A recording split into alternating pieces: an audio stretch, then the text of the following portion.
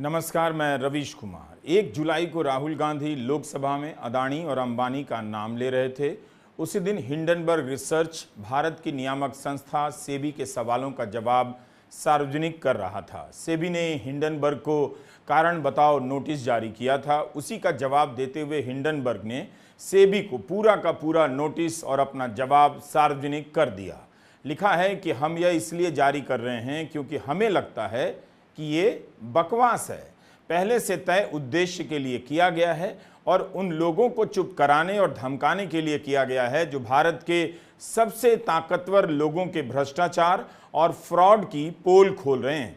तृणमूल सांसद महुआ मोइत्रा ने ट्वीट किया है कि यह शर्मनाक है कि सेबी हिंडनबर्ग को कारण बताओ नोटिस भेज रही है, जबकि अदानी समूह के खिलाफ एक्शन नहीं ले पा रही है। अदानी सुप्रीम लीडर को कंट्रोल करते हैं जिनका सेबी पर नियंत्रण है। ये महुआ मोइत्रा का ट्वीट है।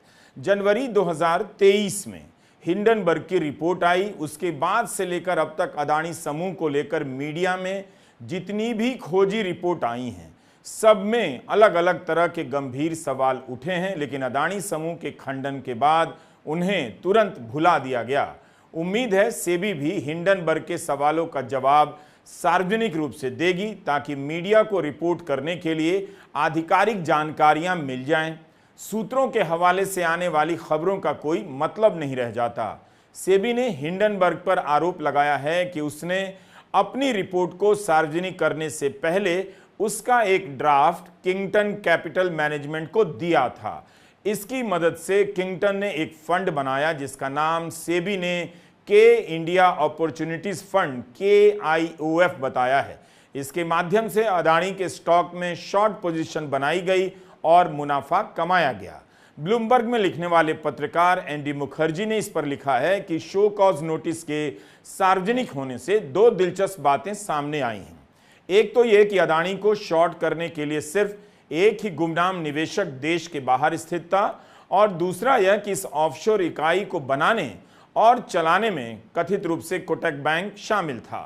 कोटक ने भी अपना बयान जारी किया है। इसी वीडियो में हम आगे भी बताएंगे। सेबी के कारण बताओ नोटिस का जवाब देते हुए हिंडनबर्ग ने सेबी से ही कई सवाल पूछ दिए हैं। जैसे अक्टूबर 2022 में गौतम अदानी ने सेबी के चीफ से 2 बार मुलाकात क्यों की? सेबी ने उदय कोटक या कोटक महिंद्रा का नाम क्यों नहीं लिया, जिसके इस्तेमाल से हिंडनबर्ग के निवेशक ने अदानी स्टॉक को शॉर्ट किया? शॉर्ट करना शेयर बाजार में शेयर बेचने खरीदने की एक अलग प्रक्रिया है। हिंडनबर्ग को मिले नोटिस में कोटक के लिए सेबी सिर्फ KMIL और KIOF नाम का प्रयोग करती है। 2017 में उदय कोटक ने सेबी की कॉर्पोरेट गवर्नेंस की कमेटी की अध्यक्षता की थी। हिंडनबर्ग ने लिखा है कि सेबी द्वारा कोटक का नाम न लिया जाना इस बात का इशारा हो सकता है कि सेबी कोटक को जांच से बचाना चाहती है। हिंडनबर्ग ने यह भी पूछा है कि सेबी मीडिया को गलत सूचनाएं क्यों देती है कि हिंडनबर्ग ने अदानी के शेयरों की शॉर्ट सेलिंग कर करोड़ों अरबों रुपए का मुनाफा बनाया है, जबकि ऐसा नहीं है। हिंडनबर्ग ने यह भी जानकारी दी है कि अदानी थीसिस में निवेश करने वाले निवेशक के माध्यम से उन्होंने $4.1 मिलियन ही कमाया है। अपने खुद के निवेश पर हिंडनबर्ग ने मात्र $31,000 कमाया है। हिंडनबर्ग ने कहा कि उन्हें इस बात की जानकारी है कि सेबी को हिंडनबर्ग के आरोपों का जवाब देने के लिए काफी संघर्ष करना पड़ रहा है। सेबी की दिलचस्पी उन लोगों का पीछा करने में है जो ऐसे भ्रष्टाचार का पर्दाफाश करते हैं। भारत सरकार के आचरण पर भी सवाल उठाया है और कहा है कि सेबी का बर्ताव सरकार की अन्य इकाइयों के जैसा ही है जिन्होंने अदानी के खिलाफ लिखने वाले 4 पत्रकारों को गिरफ्तार करने की कोशिश की और 2 सांसदों को संसद से बाहर निकाल दिया। हिंडनबर्ग ने कहा कि उन्हें पहले से ही पता था कि उनकी रिपोर्ट का विरोध होगा, जबकि उन्होंने विस्तार से और पूरी सत्यता के साथ सारे सबूत पेश किए हैं। हिंडनबर्ग ने कहा कि हमने 106 पन्नों की रिपोर्ट में 720 साक्ष्यों का उदाहरण देकर बताया है कि अदानी ने सरेआम स्टॉक मैनिपुलेशन किया है और दशकों तक अकाउंटिंग फ्रॉड भी। हमारी रिपोर्ट में गौतम अदानी के भाई विनोद अदानी और उनके करीबियों की ऑफशोर शेल कंपनियों के एक विस्तृत नेटवर्क के सबूत दिए गए हैं। हमने बताया है कि कैसे इन शेल कंपनियों में अरबों रुपए घुमाए गए जो अदानी की प्राइवेट और पब्लिक इकाइयों में डाले गए या वहां से निकाले गए। इन इकाइयों में कौन कौन लोग शामिल हैं इसके बारे में कभी नहीं बताया गया। हमने बहुत से सार्वजनिक दस्तावेजों और साक्षात्कारों का हवाला देते हुए बताया कि कैसे देश के बाहर स्थित फंड ऑपरेटरों ने न्यूनतम शेयर होल्डिंग लिस्टिंग के नियमों से बचने में अदानी की मदद की। हमारी रिपोर्ट के कुछ समय बाद अगस्त 2023 में डेलॉइट ने हमारे द्वारा दिखाए गए अघोषित रिलेटेड पार्टी ट्रांजैक्शन का हवाला देते हुए अदानी पोर्ट्स के कानूनी ऑडिटर के पद से इस्तीफा दे दिया। हमारी पहली रिपोर्ट के बाद कम से कम 40 स्वतंत्र मीडिया संस्थानों ने खोजबीन करके हमारी रिपोर्ट में मिली जानकारी की पुष्टि की है और नई जानकारी जोड़ी है। इन रिपोर्ट में शेयर होल्डर और भारतीय टैक्स पेयर के साथ किए गए फ्रॉड के तमाम सबूत हैं। आज तक अदानी ने हमारी रिपोर्ट में उठाए गए सवालों को लेकर साफ साफ जवाब नहीं दिया, हमारे हर आरोप को नजरअंदाज किया और जनरल जवाब दिए गए। अदानी समूह ने हमेशा ही हिंडनबर्ग की रिपोर्ट को सही नहीं माना है, खंडन किया है, लेकिन हिंडनबर्ग ने कहा है कि अदानी समूह के जवाब जनरल थे। उनके सवालों के साफ साफ यानी बिंदुवार जवाब नहीं दिए गए। 1 साल से सेबी इस मामले की जांच कर रही है और जब भी लगता है कि यह मामला भुला दिया गया है, कुछ न कुछ सामने आ ही जाता है। चुनाव के दौरान कोयला कारोबार से जुड़ी खोजी रिपोर्ट आई, जिसके बारे में हमने आपको पहले के वीडियो में बताया भी। 21 मई 2024 को फाइनेंशियल टाइम्स और OCCRP की रिपोर्ट आई कि खराब कोयला बेचकर भारत सरकार से बढ़िया क्वालिटी का दाम लिया जा रहा था।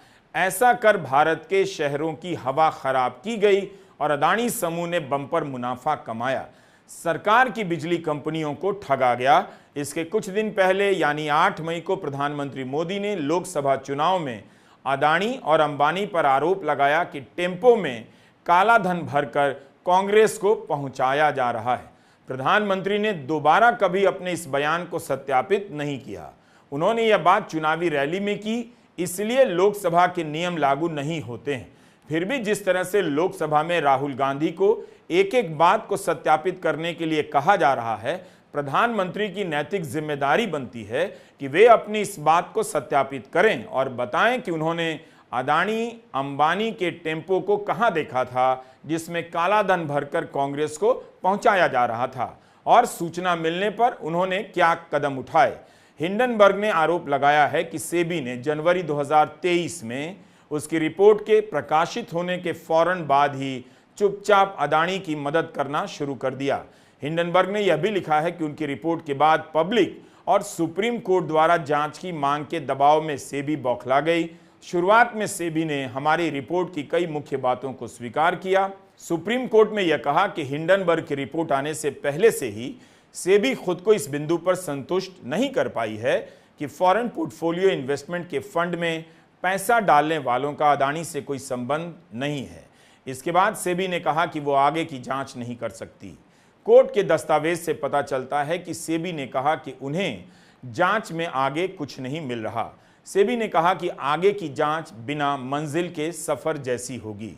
हिंडनबर्ग ने कहा है कि अदानी की जांच करने को लेकर सेबी की अक्षमता या अनिच्छा को दर्शाता है। हिंडनबर्ग के अनुसार मीडिया रिपोर्ट देखकर यही लगता है कि सेबी अदानी पर नाम मात्र की पाबंदी या हर्जाने लगाएगी। हिंडनबर्ग ने लिखा है कि जून 2024 में अदानी के CFO जोगिशिंदर सिंह ने सेबी के नोटिस को बेमतलब कहा। यह बताता है कि सेबी की जांच को लेकर कोई गंभीर नहीं। सेबी को हिंडनबर्ग के इन आरोपों का खंडन करना चाहिए, विस्तार से मीडिया में आकर ऑन रिकॉर्ड जवाब देना चाहिए। हिंडनबर्ग ने लिखा है कि CFO जोगिशिंदर सिंह का यह आत्मविश्वास अदानी और सेबी के रिश्ते से आता है। मीडिया रिपोर्ट और RTI से मिली जानकारी का हवाला देते हुए हिंडनबर्ग ने लिखा है कि 2022 में गौतम अदानी 2 बार सेबी की अध्यक्ष से मिलने गए। 12 अक्टूबर 2022 के हिंदू बिजनेस लाइन में पलक शाह की यह रिपोर्ट है, जिसकी हेडलाइन में ही लिखा है, अदानी का सेबी के दफ्तर में जाना सरप्राइज विजिट था। पलक ने लेकिन ये खबर सूत्रों के हवाले से लिखी, इसे रेखांकित करना जरूरी हो जाता है। लिखते हैं कि 4 हफ्ते के भीतर 2 बार अदानी सेबी की तत्कालीन चीफ माधवी बुच से मिलने गए। रिपोर्ट के अनुसार ऐसा करने वाले वे पहले हाई प्रोफाइल बिजनेसमैन थे। हिंडनबर्ग ने लिखा है कि इनमें से एक मुलाकात अदानी समूह द्वारा 10.5 बिलियन की लागत से एसीसी और अंबुजा सीमेंट कंपनियों के सौदों को लेकर चर्चा के बारे में थी।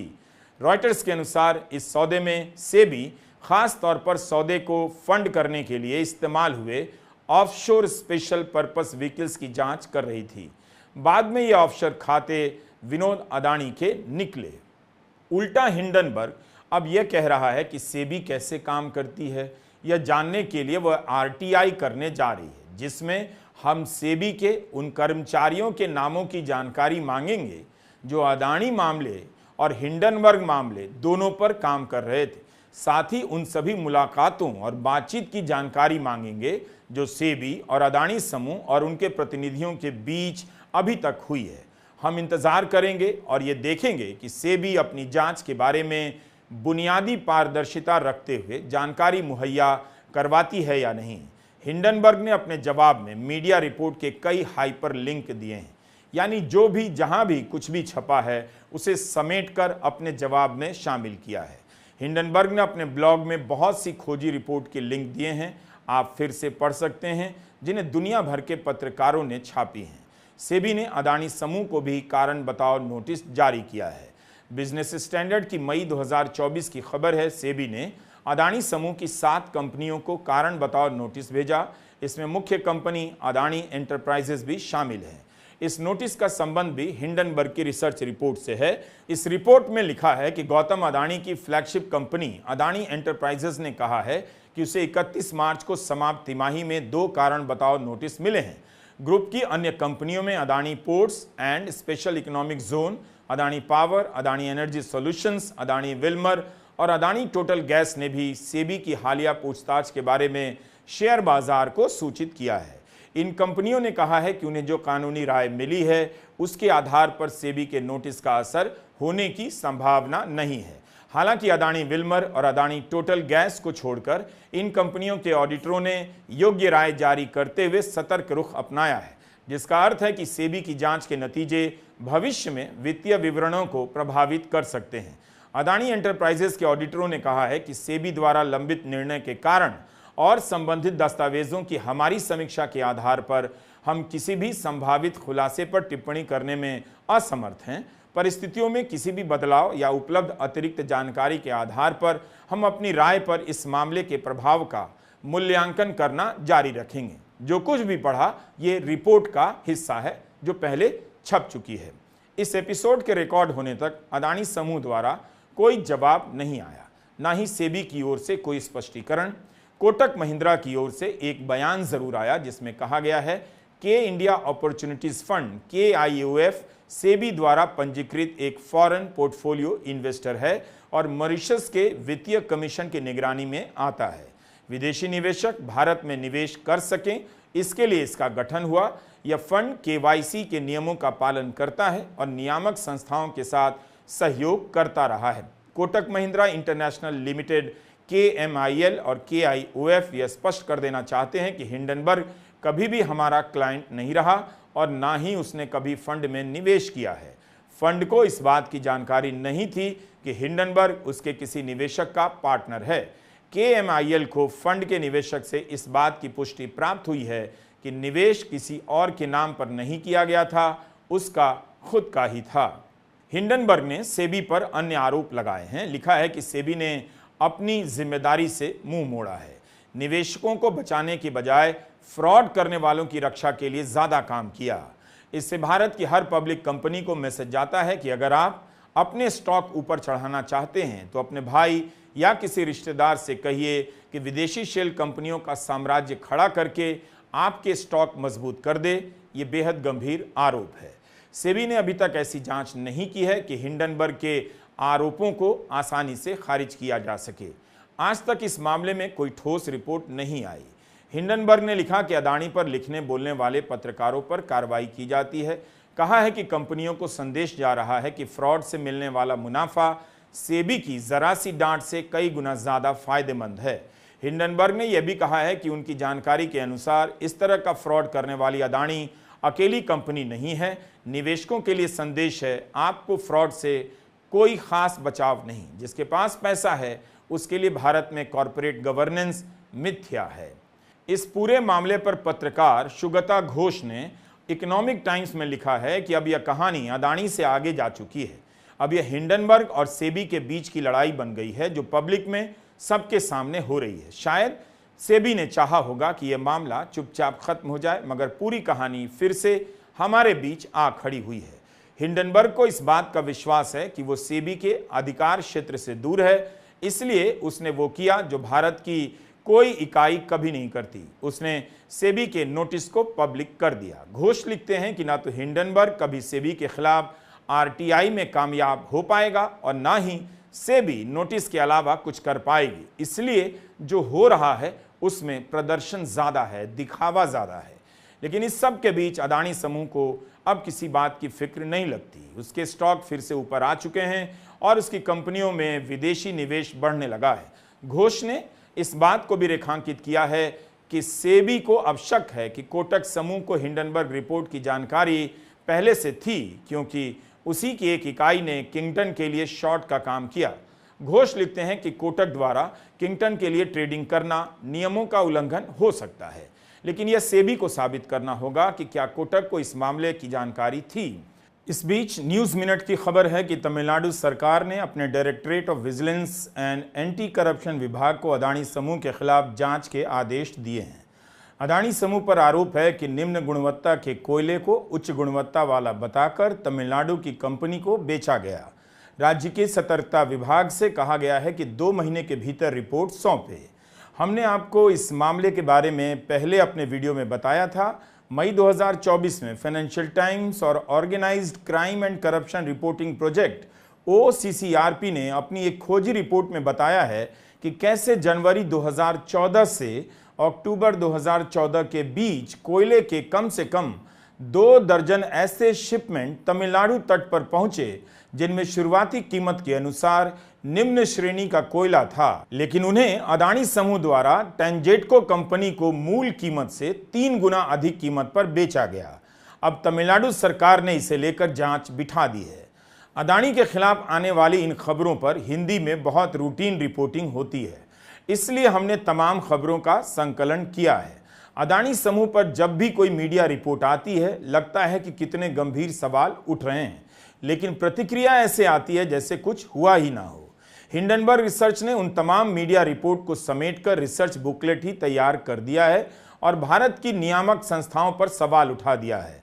जो मामला रफा दफा समझ लिया गया था वो नए किरदारों के साथ फिर से खबरों में लौट आया है। नमस्कार, मैं रवीश कुमार।